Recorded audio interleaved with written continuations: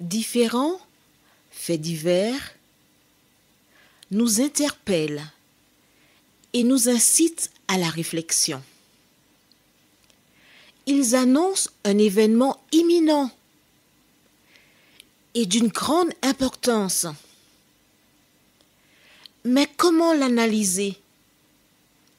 En écoutant Jean-Claude qui, à la lumière de la Bible, t'accompagnera et te permettra d'être prête, d'être prêt pour le retour de Jésus.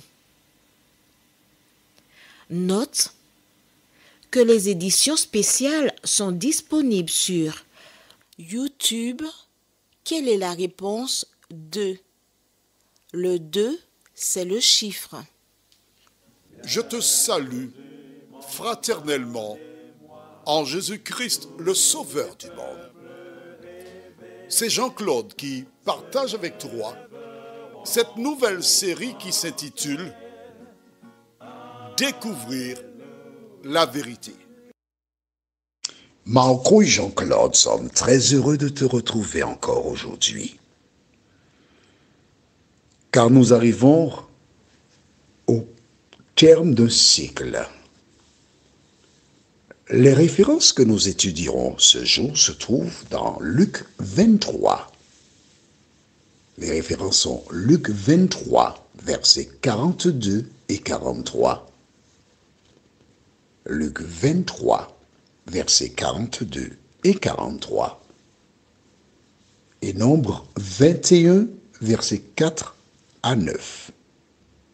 Nombre 21, versets 4 à 9.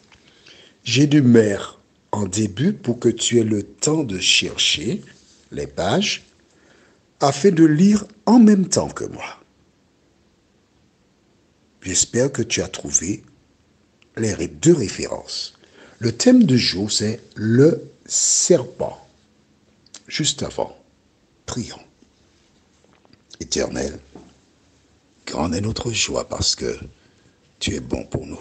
Oh oui, Seigneur, tu es bon. Tu es bon parce que tu ne nous as pas laissés orphelins. Et tu l'as dit, je ne vous laisserai pas orphelins. Tu nous as laissé les deux testaments qui constituent la Bible, afin de connaître. Maintenant, Seigneur, ce n'est pas suffisant d'avoir les deux testaments. Il nous faut comprendre les deux testaments. Que le Saint-Esprit continue de nous éclairer. Que le Saint-Esprit nous permet de connaître la vérité, de comprendre tout ce que tu désires nous expliquer. Nous t'avons prié au nom de Jésus et pour ta gloire éternelle. Amen. Rappelle-toi, nous avons vu précédemment que l'un des deux larrons injuriait Jésus. Il était en colère. Aux Antilles, on dit, il était enragé. S'il pouvait, il serait descendu passer 2 coups de poing à Jésus. Nous sommes toi, condamnés à mort. Et toi, tu peux faire des choses. Toi, tu as ressuscité des morts. Toi, tu as guéri des malades. Toi, tu as guéri des lépreux. Toi, tu as multiplié des pains et des poissons. J'ai entendu parler de toi. Mais je ne t'ai pas accepté comme sauveur. Par contre, je voudrais que tu me fasses descendre de la croix. Je voudrais, tel que je suis, que tu me sauves pour continuer à vivre ma vie telle que je l'ai toujours vécue. C'est cela. C'est cela. Cet homme représente des personnes qui se disent chrétiennes, qui parlent de Jésus, parce qu'ils connaissent Jésus, l'homme. Et qui voudraient que Jésus les sauve dans leur état et qu'ils veulent demeurer dans l'état. Exemple, tu es un voleur, un menteur et tu injuriais les gens. Tu as entendu parler de Jésus, tu dis tu as accepté Jésus, tu continues à mentir, à voler, à injurier les gens. Quelle différence y a-t-il entre ce que tu étais avant de rencontrer Jésus et après avoir rencontré Jésus? Il n'y a pas de différence? Mais non, il y a une différence. Il y a une différence. Il y a une différence. Quelle est la différence? Je t'explique. Tu sais, j'aime les images. L'image, c'est qu'il est 20 heures aux Antilles, donc il n'y a pas de soleil. En Europe, il y a le soleil, mais aux Antilles, non. 20 heures, tu ne verras pas ça. Tu rentres chez toi, et c'est dans les ténèbres. Tu appuies sur l'interrupteur, c'est la lumière. Les choses que tu ne voyais pas quand tu étais dans les ténèbres, avec la lumière, tu les vois. Exemple, il fait noir chez toi. D'accord? Tu as un repas sur le feu. Mais tu ne vois pas la hauteur de l'eau. Et quand tu fais la lumière, tu regardes et tu vois que le repas est pratiquement sec. Que fais-tu? Tu éteins le feu. C'est la lumière qui te permet de voir. La lumière change totalement ta manière de faire et d'agir. La lumière, c'est Jésus. Est-ce que tu laisses Jésus éclairer ton âme? Est-ce que tu laisses Jésus entrer en toi? Mais l'autre, il a dit, pour nous c'est justice. Il a ajouté, nous méritons ce que nous avons fait. Reconnaître ton erreur, c'est la chose fondamentale pour être sauvé. Fondamentale. Mais en dehors de reconnaître, il faut changer. Et nous lisons versets 42 et 43 de Luc chapitre 23. 42 et 43. Et il dit à Jésus, Seigneur, souviens-toi de moi quand tu seras entré dans ton règne. Jésus lui répondit, je te le dis en vérité, aujourd'hui, tu seras avec moi dans le paradis. Je te le dis, aujourd'hui, tu seras avec moi. Je te dis à l'instant prise. Alors, beaucoup de personnes, à partir de ce verset, ont déduit que, le même jour que Jésus est mort, il est monté au paradis. C'est pas vrai. Mais non, faut pas écouter cela. Quand tu liras au livre de Jean, tu verras que Jésus est mort le vendredi saint. C'est comme ça on l'appelle, aux Antilles. Et le vendredi saint, c'est le jour qui précède le sabbat. C'est ce que dit la Bible dans Luc 23. Tu vas voir ça un peu plus bas, vers la fin. Tu n'as qu'à lire à partir du verset 50 jusqu'à 56. Et le premier jour de la semaine, chapitre 24, verset 1, c'est le dimanche Gloria.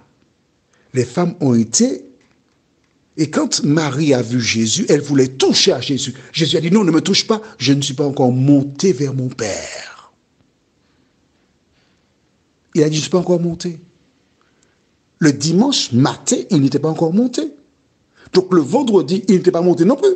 Il a dit, je ne suis pas encore monté. Tu comprends ça? Lis la Bible. Si tu as une question, un numéro de téléphone, tu envoies un WhatsApp. Plus 796 696 88 93 93. Plus 796 696 88 93 93. Et tu envoies un petit message qui commence comme cela. Cher Claudie ou cher Jean-Claude, d'accord? Je suis ton frère. Alors, rien d'autre, hein? Ce soit Claudie ou Jean-Claude. Tu m'envoies la question, je te répondrai. Voici donc celui-là qui dit, souviens-toi de moi quand tu viendras dans ton règne. C'est la plus belle parole que Jésus pouvait entendre. Il était en train de lui dire, tu vas mourir, mais je parie sur toi, je compte sur toi, je veux être sauvé, et je sais que c'est par toi seul que je peux être sauvé. Et quand Jésus a entendu cette belle parole, qu'a-t-il dit?